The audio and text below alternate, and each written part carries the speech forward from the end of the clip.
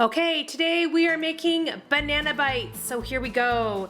You are going to need a banana, a butter, peanut butter. You can use regular peanut butter. I'm using natural peanut butter.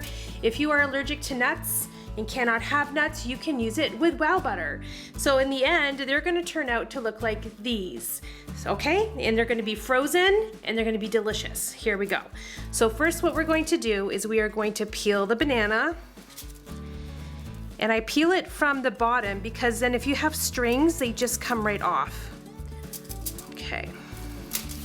Oh, and the banana totally just broke in half. Okay, here we go. Next, you're gonna take your knife and we'll just do a little section and we're gonna split it right in half, like so.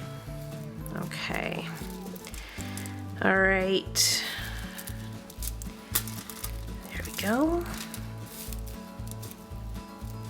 All right, so now we're gonna take the butter and we're gonna just put it on one side.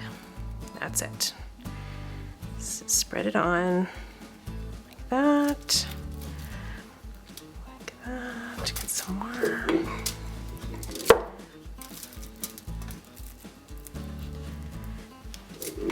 Okay, a little bit more.